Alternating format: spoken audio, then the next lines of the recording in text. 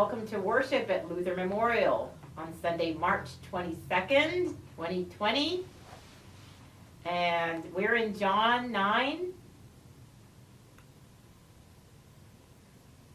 We are in a hard place these days, and I think this Sunday's gospel has wonderful things to say to us.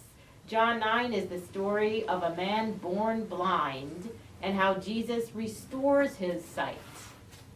Pay attention to the opening of the story. It begins with a chance encounter as Jesus and his disciples are on the road and they pass a man born blind.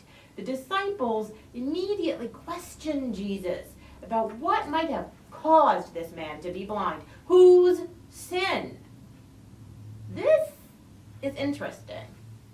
Classic Jewish theology of the time assumed that suffering was a punishment for sin.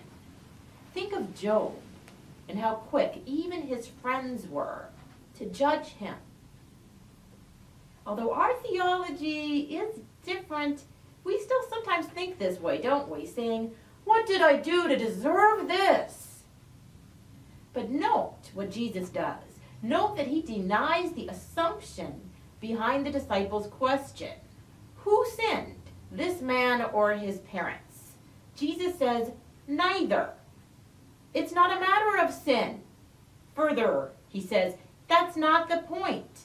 Assigning blame isn't the point.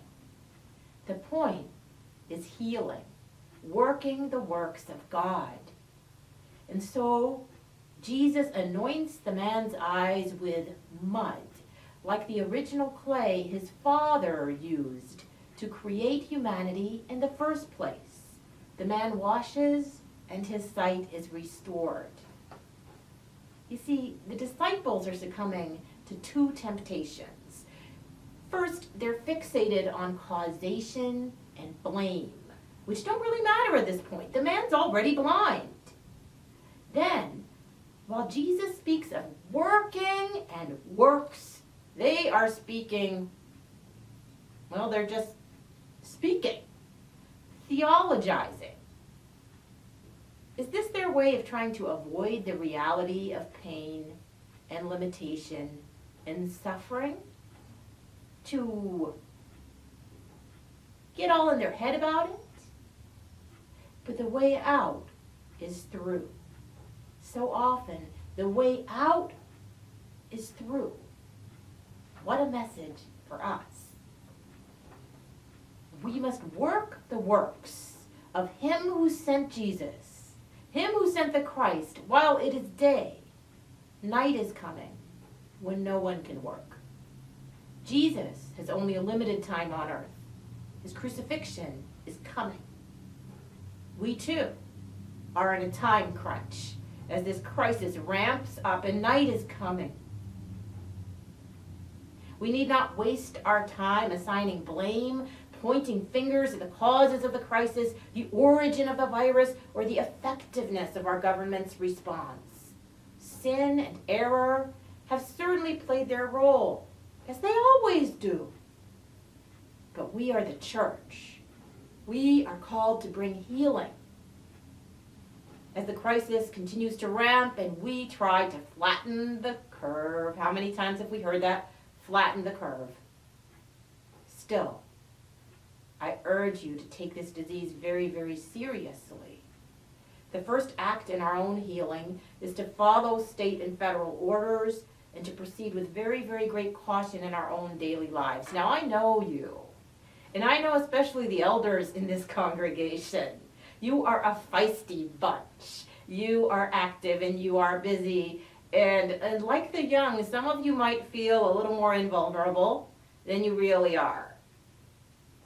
And we have to remember, I'm staying 6 feet away from people as I am able. Because while I may become a victim of this disease, I may also be a carrier and I don't know it. And you, whether or not you may become a victim, you may be a carrier. We all have to think this way. We all have to think not only of protecting ourselves, but of protecting one another.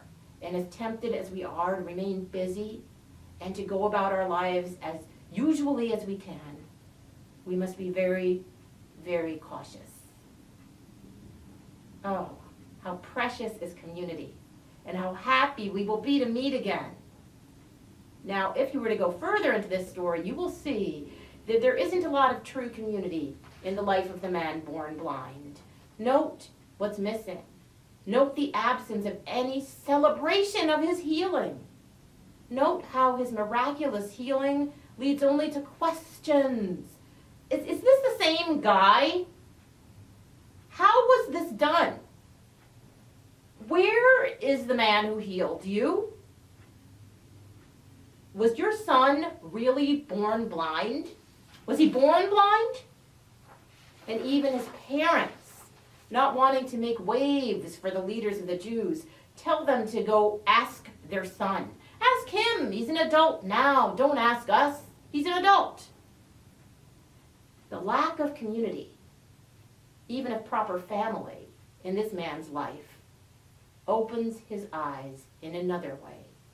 He sees that there's no true love, no true faith here.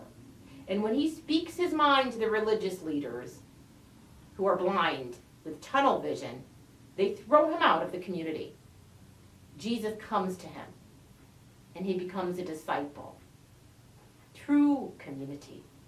Jesus comes to him as he has come to us and abides with us. We are community. We are the church. Already we have stepped up in so many ways to care for one another. Let's continue to be light and hope for one another and for our community and world and for our future. Thanks be to God. Amen.